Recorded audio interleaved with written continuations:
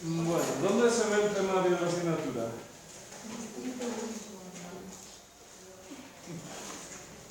Distrito Único Andaluz. Y dentro del Distrito Único Andaluz vamos a grados, desde bachillerato, orientaciones y exámenes de cursos anteriores. Nos vamos a la asignatura que es Geografía y en la página 4 tenemos el temario.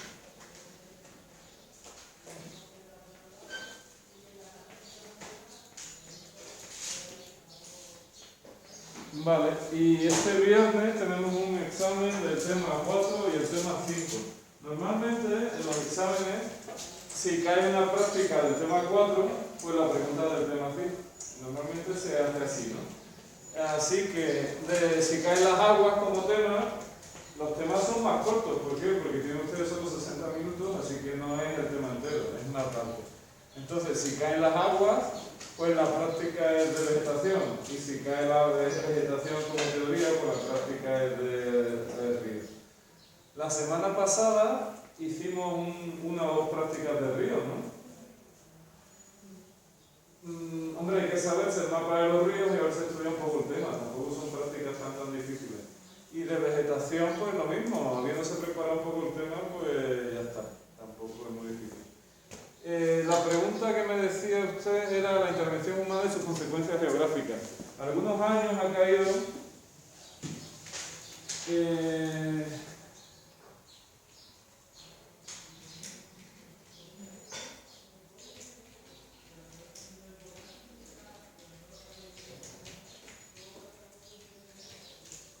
vamos a ver si conseguimos encontrarlo.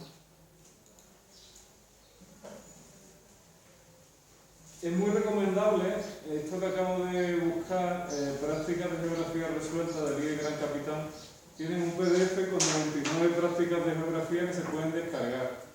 No sé si han visto ustedes lo que he puesto.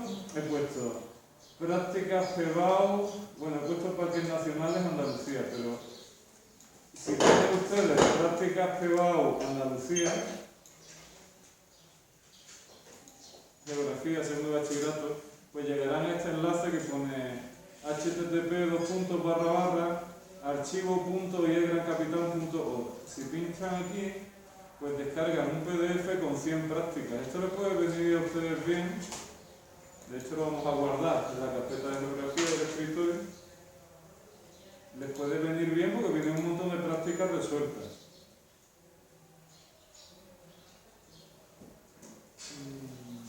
Vamos a guardamos una copia en el escritorio, temario de geografía 2021, práctica de geografía resuelta, la guardamos. Si usted se fija, este es un mapa de relieve y de litología que ya lo hemos hecho. Este corte de la península ibérica también lo hemos hecho. Este no lo hemos hecho, es un mapa de insolación, número de horas de sol, no lo hemos hecho. Este es de precipitación y de lluvias torrenciales, creo que lo hemos hecho, que no estoy seguro. ¿Lo hemos hecho o no? Uno parecido. Este en concreto no, pero uno parecido. Bueno. Mapa del tiempo, no sé si hemos hecho este o hemos hecho otro, pero algunos hemos hecho. Otro mapa del tiempo. Este también lo hemos hecho o algo uno parecido, ¿no? Mapa de clima. Climogramas hemos hecho. Sí, también hemos hecho algunos. Aquí hay otro. Este es de ríos y este no lo hemos hecho, pero lo haremos. Entre las prácticas que haremos después del examen, haremos esta. Esta es la misma, ¿verdad? La práctica de los exámenes la sacas aquí. Las prácticas de los exámenes las saco de los exámenes, pero sí, muchas están aquí, están resueltas. ¿Y puede ser que en el examen pues van a prácticas de esa o van a simular? Pueden caer estas, claro.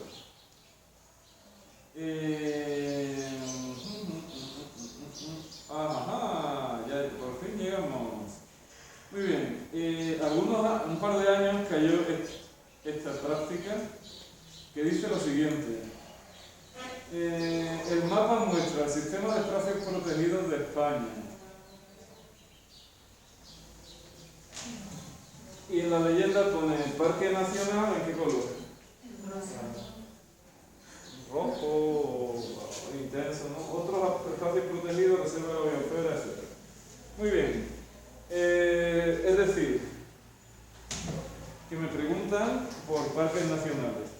Y dice así la práctica. ¿Qué? Doña Lidia, lee usted. Identifique y dé nombre a los espacios protegidos con categoría de Parque Nacional enumerados del 1 al 6. Muy bien. Identifique en el mismo orden la provincia o provincias sobre las que se encuentra. Explique la importancia de su conservación y su función desde distintos puntos de vista. Vale. Hombre, hay que saberse los parques nacionales para hacer esta práctica. Sí, es que no queda otra. Por eso creo que en su día, cuando hablamos del tema, les dije que tenían que aprenderse, eran 15 parques nacionales, tenían que sabérselo.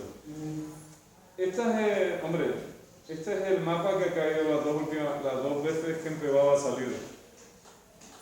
Pregunta, ¿cómo se llaman los parques nacionales? 1. Doña Zaira, ¿cómo se llama? Número 1.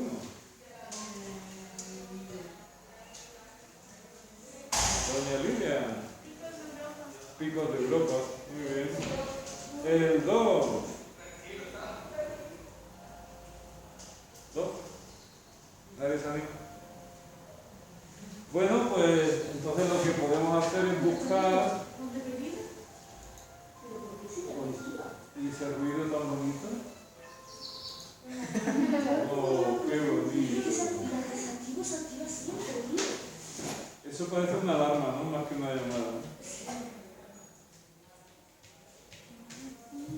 Pues buscamos la chuleta de Parques Nacionales de España.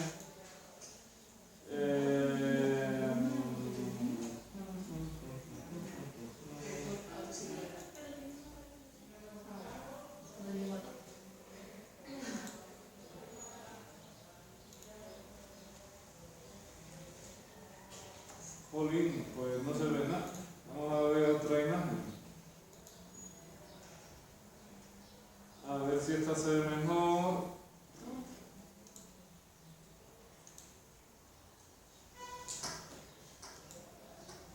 Chico, en el apartado 12 de la práctica. Espera, las preguntas de una en una. Porque es que si no, ni contestamos a la anterior, ni resolvemos esta. Vale. En España la figura máxima de protección medioambiental es el Parque Nacional, ¿no? ¿Nosotros vivimos en un parque nacional? No, natural, la protección es menor. Los parques nacionales, la protección es máxima. Es más, en los parques nacionales no se dejan realizar actividades humanas que puedan perjudicar el ecosistema. Aquí en los parques naturales sí se dejan determinadas actividades perjudiciales, entre comillas. Por ejemplo, la minería, tenemos canteras, ¿no? Tenemos también plantación de especies alóctonas, por ejemplo los eucaliptos. Se hacen actividades que no son buenas para el parque, pero como tenemos que convivir entre las actividades humanas y la conservación, aquí digamos que son espacios donde la conservación prima sobre las actividades humanas, ¿vale? Picos de Europa. En el Pirineo hay 2. El que está más al oeste es Ordesa y Monteperdido. El que está más al este es Aigüestortes y Estany de San Mauricio. En las Baleares solamente hay uno, el archipiélago de Cabrera. ¿Perdón? La que Cabrera es Sí, la isla de Cabrera es un parque nacional. En Galicia tenemos unas pequeñas islas frente a la costa gallega, son las Islas Cíes, se llama Parque de las Islas Atlánticas de Galicia. En la Comunidad de Madrid, lindando entre la Comunidad de Madrid y Castilla y León tenemos la Sierra de Guadarrama, es el último parque que se ha declarado, el 15º, el último que se declaró, el más reciente. En Castilla-La Mancha tenemos 2, que son ¿cuáles? Cabañeros Y las tablas de Daimiel, que por cierto está en peligro porque esto es un humedal que se está secando debido al regadío que hay en la zona. En Extremadura tenemos uno que es Monfragüe. En Andalucía tenemos dos, Doñana y Sierra Nevada. Y en Canarias están de suerte porque tienen muchos. Tenemos 4. ¿Cuáles son? Caldera de Taburiente, Garajonay, Teide y Timanfaya. 4 parques nacionales. En total hay 15, ¿no?, en el territorio nacional. Bueno, si ustedes se fijan, los que caen en el examen... Uy, me parece a mí que han quitado la barra de aquí abajo y esto va a ser muy incómodo, pero bueno. El 1 sería Picos de Europa, el 2 Ordesa y Monte Perdido, el 3 Cabañeros, el 4 Tablas de Daimiel, 5 Doñana y 6 Sierra Nevada. Identificarlos no es muy difícil. Ahora, dice, identifique y dé nombre a los espacios honrados. Identifique en el mismo orden la provincia en la que se encuentran. Eso ya es un poquito más dificilillo, porque en el mapa que me ponen, pues no se están dibujadas las provincias. Pero ahí será más o menos Asturias y Cantabria. Ahí se da más o menos Asturias y Cantabria.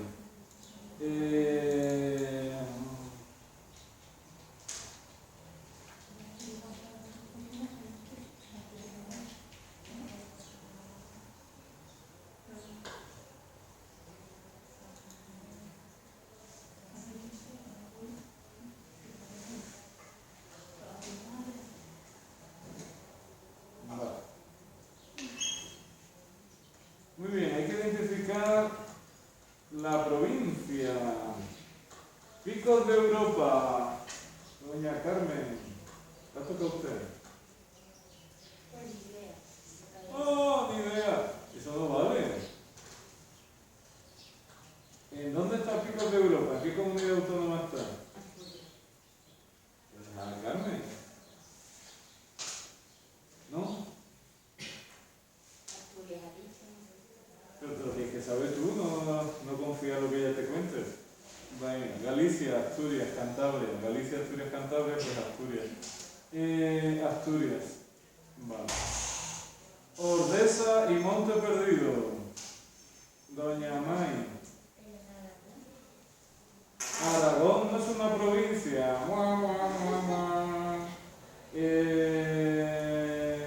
María Oliva. En Huesca. Aragón tiene 3 provincias, Teruel, Zaragoza y Huesca. Así que la más septentrional es Huesca.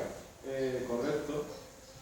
El tercero creo que era Cabañeros. ¿No? ¿No era Cabañeros el tercero? Era 1, 2, 3, 4, 5, 6. Cabañeros, ¿en qué provincia está? Doña Carmen Olivera. Si no lo tengo claro, puedo poner las provincias, a ver si tengo suerte. Zamora. Consejo para el examen. Repasen el mapa de provincia, el mapa político, el mapa de río. Toledo. Muy bien, Toledo, exacto, entre Toledo y Ciudad Real, a lo mejor está incluso a caballo. Las tablas de Daimiel. Las tablas de Daimiel. Ciudad Real. Doñana. Huelva, bueno, en realidad está entre Huelva, Sevilla, ¿no?, y Cádiz, pero bueno, y Sierra Nevada, Granada. Muy bien. Pues lo han hecho ustedes muy bien. Jolín, esto de quitar la barra de abajo es una lata. Bueno, pues lo hemos perdido. El último apartado era, diga usted la importancia de estos espacios. ¿Por qué hay que crear parques nacionales? Para proteger ecosistemas, la fauna y la flora. Muy bien, para proteger un ecosistema que tiene algún valor o es singular. Si ustedes se fijan, los parques nacionales están en zonas de alta montaña, que están un poco modificadas por el ser humano, o como las tablas de Daimiel, humedales, que son peculiares, o Timanfaya, que es un volcán, y el Teide es un volcán también. son sitios que son singulares, ¿no? Son un volcán, alta montaña, son sitios normalmente poco modificados por el ser humano, poco o nada modificados, es decir, son ecosistemas naturales y que tienen una singularidad que hemos pensado que conviene conservar para generaciones posteriores. ¿Cómo se conserva algo? Pues creando figuras para que se protejan, ¿no? Y prohibiendo determinadas actividades. Bueno, vale. Después, eso sería un interés, digamos, conservacionista. ¿Hay otros intereses en crear parques nacionales? ¿Sirven para algo más? También para proteger especies en peligro de extinción. Vale, para proteger la fauna o especies que vivan en esas zonas y que sean endémicas, ¿no? Típicas de esas zonas. Vale. ¿Más motivos? Para cuidar el medio ambiente. Sí, pero eso es redundante con lo que se ha dicho antes. ¿Más motivos? También hay finalidades turísticas, ¿no? ¿Atraen los parques nacionales al turismo o no? Sí, pero como no podía involucrarse el nombre. Hombre, pero si tú vas a Ordesa, a Monte Perdido, tú paseas en verano por allí o vas en invierno, haces excursiones, atraen también al turismo, ¿no? Tienen una finalidad también turística. Siempre que sea un volumen que no perjudique la conservación de la naturaleza. Bueno, más o menos, Lidia, resuelto. Eso ha caído un par de años. Yo no creo que caiga, sinceramente. Pero como no tenemos seguridad de lo que cae y de lo que no cae, algún año ha caído. El mapa, exactamente ese mapa de parques nacionales. Muy bien, ¿hay alguna preguntilla más respecto al examen del viernes o no? En el examen puede caer perfectamente esa práctica. Sí, claro, podría caer. Una pregunta, sí. En la pregunta teórica, Sí, los dos temas tienen varios apartados. sí. En la pregunta teórica va a preguntar solo un apartado o podemos preguntar varios. O sea, sé que todo el tema no, pero Uno o dos apartados como mucho, claro, para que dé tiempo a hacer el examen en 60 minutos, 55 minutos, ¿no? Muy bien, más preguntas.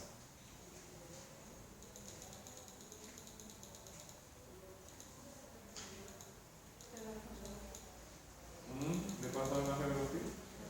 Sí, está aquí.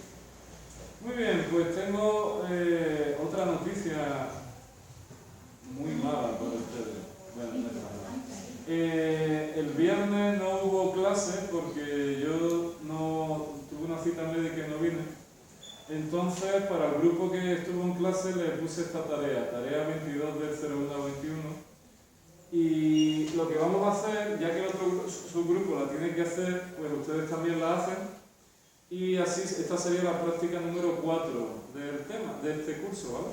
Tendría una nota de 0 a 10 y sirve como práctica. Como ustedes tienen un examen este viernes y se tienen que dedicar al examen y no hacer la práctica, pues la ponemos, por ejemplo, les doy esta semana y la semana que viene, 2 semanas para hacerla, ¿les parece bien o quieren más tiempo? La pueden hacer la semana que viene. Si entran ustedes, es hacer un examen de privado, que tampoco... el examen es este.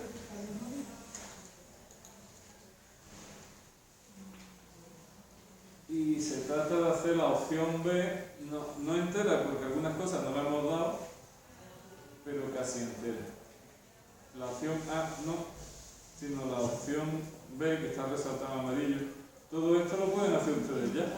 Y se entrega por Moodle. Y se entrega por Moodle, pero no hay prisa. Tendrían ustedes esta semana y la semana que viene, y si quieren más tiempo, me da igual. ¿quería que entregarlo? De eso estamos hablando. Entonces, tienen que hacer los conceptos marcados, los que no están marcados no. La práctica, que si se fijan ustedes, es de regiones biogeográficas. Y el tema, intentar hacer por lo menos medio desarrollado. Bueno, muy bien. Pues, ¿Cómo se va a pedir? ¿Hacemos una foto y la subimos? normalmente lo que hace todo el mundo es eso. Hay quien le gusta usar el ordenador, pero yo lo veo poco práctico, porque la realidad es que después hay que hacerlo a mano el examen. Así que lo hace uno a mano, le hace la foto y la sube y ya está. Pero se puede entregar por ordenador. Es que hay que entregarlo por Moodle, ¿vale? Ya, no digo si se puede mandar un Word. Bueno, sí se puede, pero que ya le digo que vamos a poner de fecha límite que yo lo haría a mano, la verdad. Si le parece a usted el 6 de febrero, ¿le parece bien? El 7 mismo que dio ¿El 7 te gusta más? que dio entre que de la tercera. ¿Cuándo tienen que entregarte? El 6, lo mismo, pero le dice. Digo, si es sábado.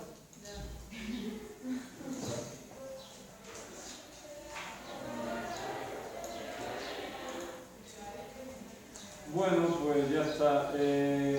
Vamos a ver, si quieren ustedes la pueden entregar un poco más tarde, que a mí me da igual, unos días después. No hay problema. Eso sí, ya cuando digamos que cerramos, y el que haya entregado bien y el que no, pues nada, que si no, estamos todo el trimestre pendientes de las entregas, ¿vale? Bueno, más cosas. Nosotros estábamos con el tema de la población. Y nosotros hemos dado ya el apartado 1, que era evolución y distribución de la población española, ese lo hemos dado. El apartado 2, crecimiento natural de la población española, también lo hemos dado. El apartado 3, que eran las migraciones, también lo hemos dado. Y nos queda el apartado 4, que es la estructura de la población española. Ese apartado ya está dado también al otro grupo. Nosotros vamos a hacer hoy un resumen rapidito del apartado. Si lo quieren ver ustedes con más detenimiento, se pueden ver el vídeo del miércoles pasado, ¿de acuerdo? De todas formas, hay 30 minutos para hacer un tema, y si tienes 4 apartados, mucho tiempo no hay para escribir, ¿está claro? Vale. Cuando se habla de la estructura de la población española, se refiere a cómo puedo organizar la población española siguiendo algunos criterios. El primer criterio, ¿cuál sería? El sexo. La población está dividida ¿en qué? En hombres y mujeres, ¿no? Normalmente, ¿nacen más hombres o nacen más mujeres? La proporción es que nacen más hombres en torno a 106, 107 niños por cada 100 niños. El otro día alguien decía en clase que se debe a que los espermatozoides que tienen sabéis que el sexo viene determinado por 2 cromosomas, el XY, si es XX es mujer, si es XY es hombre. Parece ser que aquellos espermatozoides que tienen el gameto Y son más veloces o más rápidos que los que tienen el gameto X. Bueno, yo realmente tampoco estoy seguro del caso, no estoy seguro de la razón. El caso es que nacen más niños que niñas, una pequeña proporción, 106, 107 niños por cada 100 niños, ¿vale? Conforme va avanzando la edad, ¿qué pasa con los niños y las niñas? Que se equilibra la población de hombres y mujeres. ¿Por qué? Pues porque hay una sobremortalidad masculina. ¿Por qué mueren más los hombres que las mujeres? Más problemas de próstata y todo eso. Por la próstata. ¿A quién se le ocurre tener próstata? ¿Por qué mueren más en general los hombres que las mujeres? ¿Solo por la próstata o por qué? Porque son más propensas de enfermedades. Sí, pero esa no es la razón más evidente. ¿Hay trabajos que tienen más peligrosidad que otros o no? ¿Quiénes desarrollan normalmente los trabajos con más peligrosidad? ¿Los hombres o las mujeres?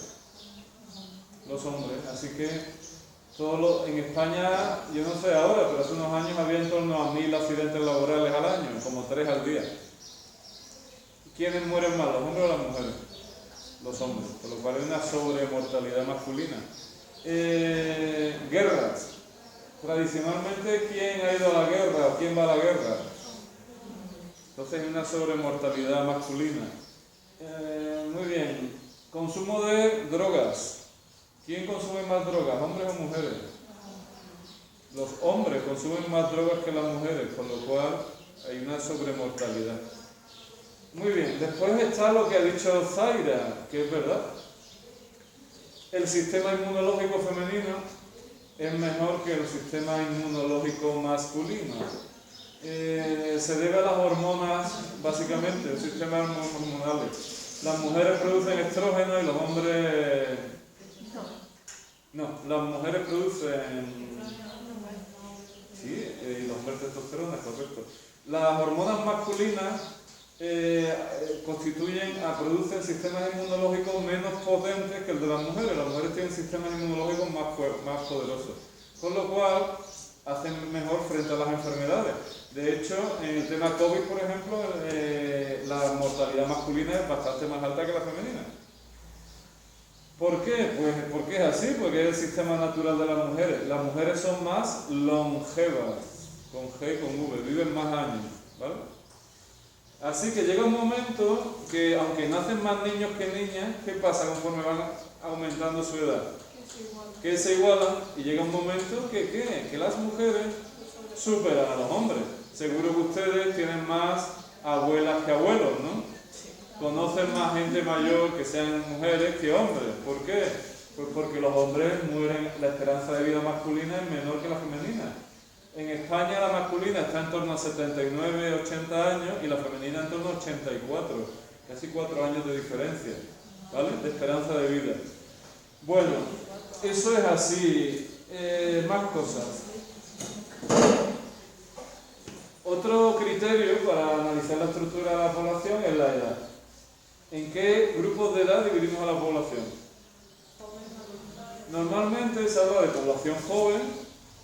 En este tema verán ustedes que era de 0 a 14 años, pero hoy en día la población joven se estima de 0 a 16. Es la edad en la que no se puede trabajar legalmente y uno debe estar en la escuela, ¿no?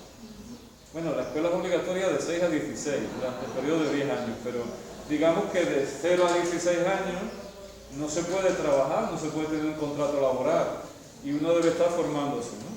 Eso se conoce como población joven. 16 a 65, adulta, es la población que está trabajando. Y más de 65, población anciana que no trabaja. Muy bien. ¿Quién produce más riqueza? La población joven no produce mucha riqueza, más bien consume recursos, ¿no? ¿La población anciana produce muchos recursos? No, más bien los consume. ¿Quién sostiene a los otros dos grupos poblacionales? La población adulta, es la que sostiene a ambos grupos, ¿no? ¿Qué ocurre? Pues si miramos la proporción, esto es un error, aquí sería 1887, 1900, 1910, hasta llegar a 2015, ¿no?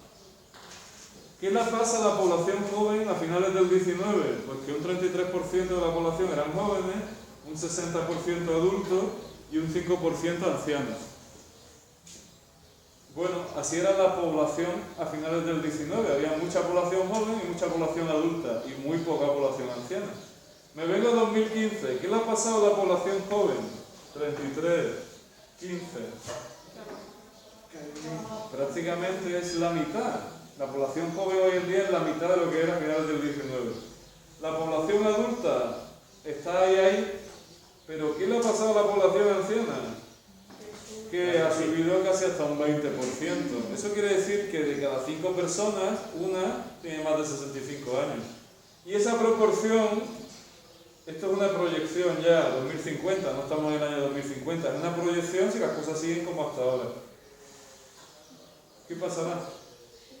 Que habrá casi un 40% de la población serían ancianos. No contamos con el coronavirus. Muy mala, doña Carmen, muy bien. Muy bien, el coronavirus básicamente está atacando a esta población, muy bien. Pero, ¿estamos dejando que el coronavirus circule libremente y los mate o no?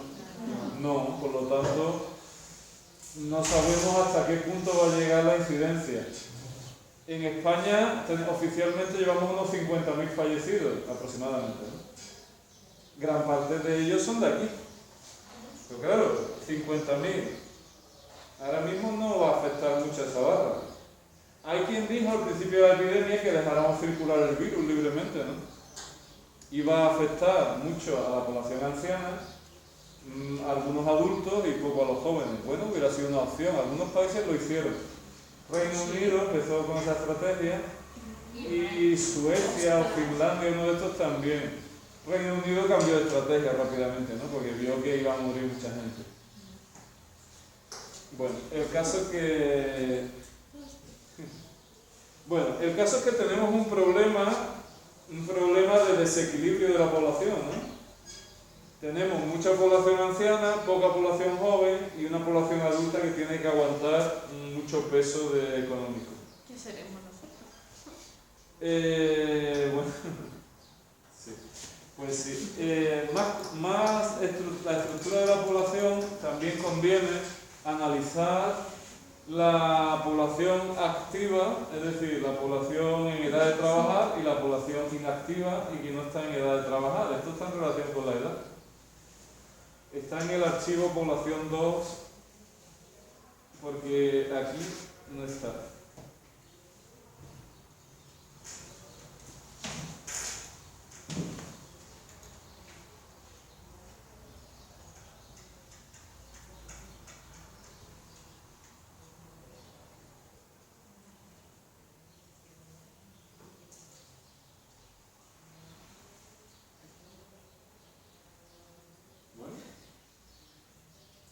Vale, ¿qué es la población activa?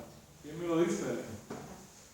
Doña Carmen Olivera. Población activa es la población que tiene más de 16 años y que está buscando porque está ocupada. Doña May, deja el telefonino.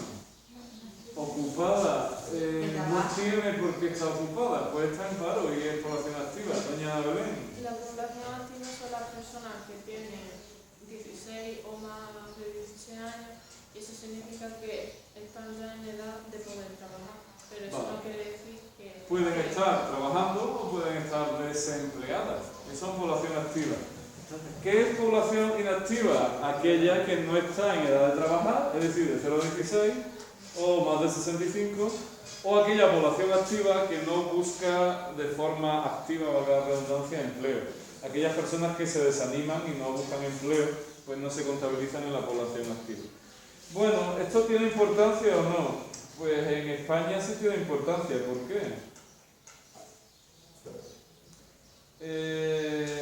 Bueno, vamos a ver, porque en España tenemos un problema de paro grande o no.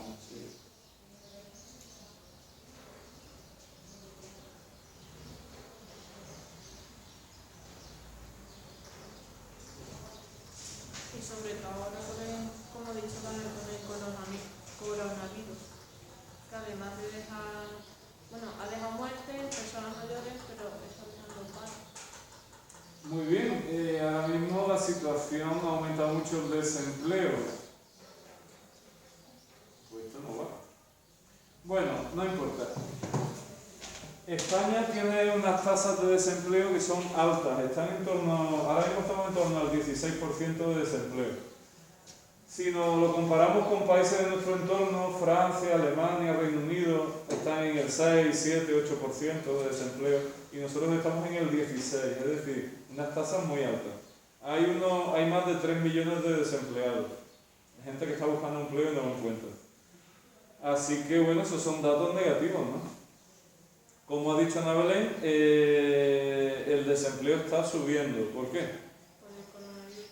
Por ejemplo, hay muchos sectores, por ejemplo, turismo y ocio, hostelería, que debido al coronavirus, pues la gente no puede ir a los establecimientos, a los sitios, entonces bueno, tienen que cerrar. Ana Belén lo está explicando muy bien, ¿no? Hay determinados sectores económicos que se están viendo muy perjudicados. Turismo, hostelería, espectáculos, todo ese tipo. España es un país, como veremos en el tema del turismo, que recibimos más de 60 millones de turistas al año. ¿Cuánto hemos recibido este año? Pues poquísimo. Pues eso genera muchas pérdidas. Bueno, pues así está la situación. Hombre, lógicamente,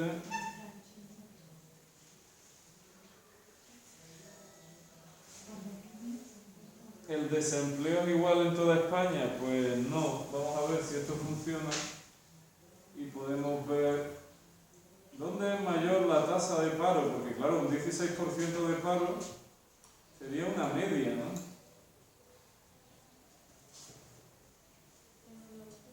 Bueno. ¿Será donde más población hay? Aquí lo tenemos. La tasa de paro, fijaros, en 2015 hubo una tasa de paro, estábamos en un 22%. Pero hay grandes diferencias entre unas regiones y otras, ¿no? Por ejemplo, ¿qué regiones funcionan mejor desde el punto de vista del empleo? País Vasco, La Rioja, Navarra, estaban en 13, 14, 15, estaban. Aragón tampoco está mal, Madrid tampoco está mal, Cataluña tampoco está mal, pero las regiones donde el desempleo es mayor, Extremadura, Andalucía y Canarias. Si ustedes se fijan, son las regiones españolas que tienen un Producto Interior Bruto más bajo. ¿Por qué? Pues porque hay mucha gente en paro. También Ceuta y Melilla están mal, Ceuta y Melilla también hay mucho desempleo. Bueno, esto era en 2015. Aquí lo que estamos viendo eran los efectos de la crisis de 2008. La crisis de 2008-2009, ¿nos suena? La primera crisis económica que estábamos viviendo era producto de dos cosas, básicamente. Un estallido en la bolsa de Nueva York por unas hipotecas basura que se llamaban, ¿no? Pero también España tenía sus propios problemas económicos. Teníamos una burbuja inmobiliaria. ¿Sabemos lo que es eso? ¿O no? ¿Qué hicimos? ¿Qué pasaba? Se construían muchas casas y después no tenían dueño o algo así. Muy bien. La gente no la compraba. Se construían muchas más casas de las que hacían falta, los precios eran muy altos, pero llega un momento que el mercado se ajusta, ¿no? Ve que no hay compradores y se viene abajo. Entonces, a España le coincidió la burbuja inmobiliaria que estalló, más la crisis estadounidense de las hipotecas basura. ¿Qué ocurrió? Pues que el mundo en general entró en una crisis económica, pero la de España fue más profunda. Así que el paro se disparó. Nos estábamos recuperando de esta crisis, ¿no? Y ahora llega la crisis del coronavirus, que ha afectado más a los países más turísticos y donde la hostelería tiene más importancia, ¿no? Así que otra vez España volverá a subir la tasa de paro. Conclusión, España tiene tasas de paro altas desde siempre. Desde los años 60, cuando hablábamos de las migraciones, en el último franquismo, España tenía menos desempleo porque mucha gente se iba fuera a trabajar. Y es lo que está volviendo a pasar. Muchas personas se están teniendo que ir a países europeos a trabajar porque no encuentran empleo en España. Así que España tiene un gran problema en su mercado de trabajo. Y especialmente para la gente joven, que está en torno al 40% del desempleo juvenil. Entendiendo por juvenil personas entre los 16 y los 25 años. Pero claro, es la edad a la que las personas tienen hijos, ¿no? O tienen más facilidad para tener hijos, pero si no tienen empleo y no tienen recursos económicos, pues no tienen hijos. Bueno,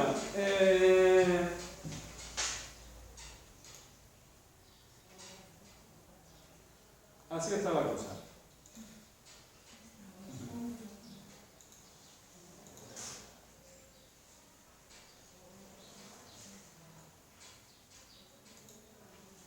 Pues con eso habríamos terminado el tema. El tema empieza hablando de evolución y distribución de la población española, crecimiento natural, es decir, natalidad y mortalidad, migraciones y estructura de la población. Y eso hay que hacerlo en media hora, la verdad es que hay poco tiempo. ¿Dudas y preguntas?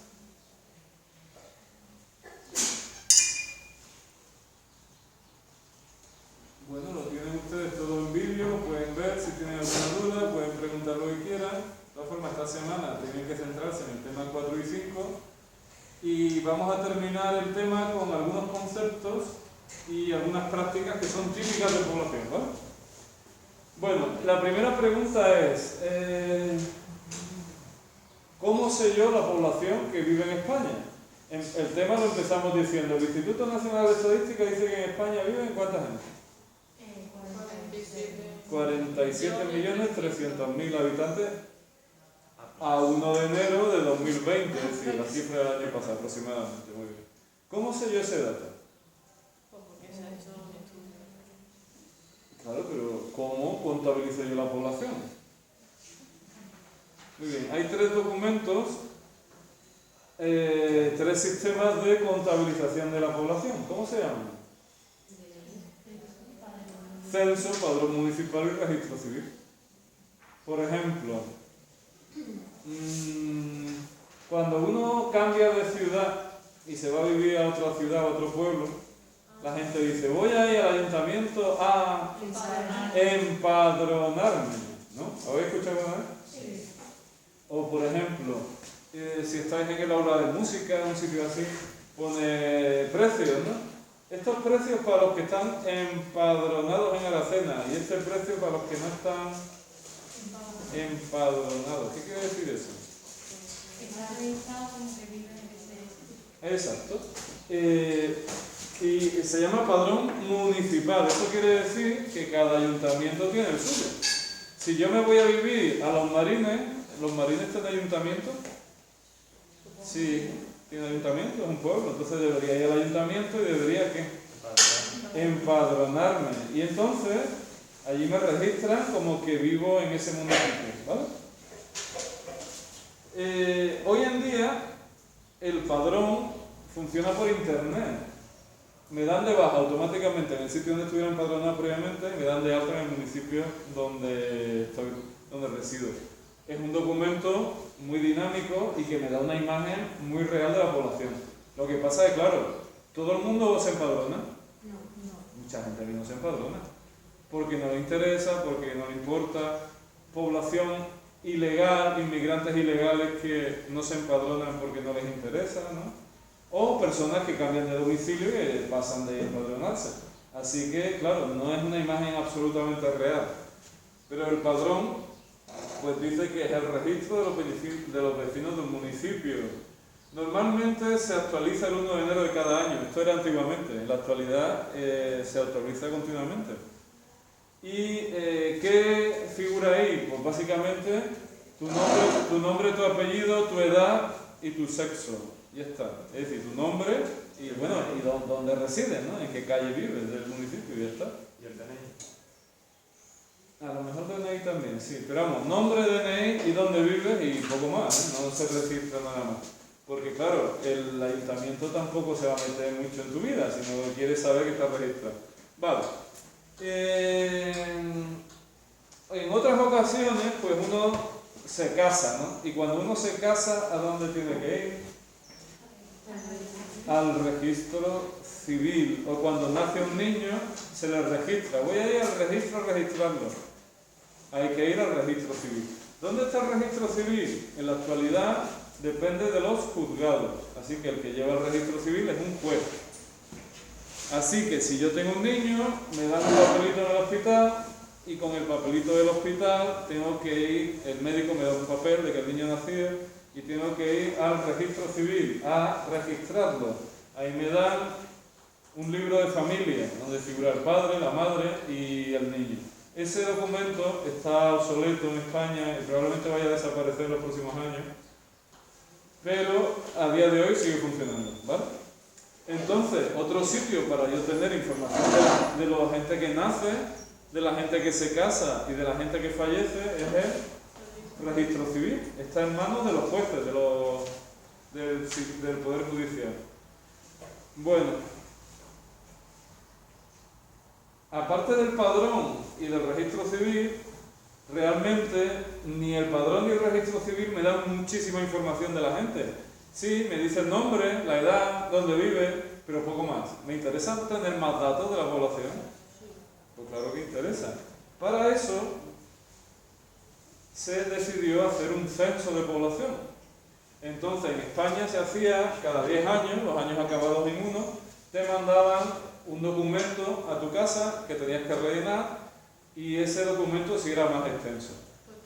Cuántas personas vivían en la casa, cuántos metros cuadrados tiene la casa, la edad, el nivel educativo, incluso se preguntaban temas de, por ejemplo, de libros que hubiera en la casa, cuántos números de libros, si tienen ordenadores, si tienen conexión a internet, muchísimos datos, ¿no?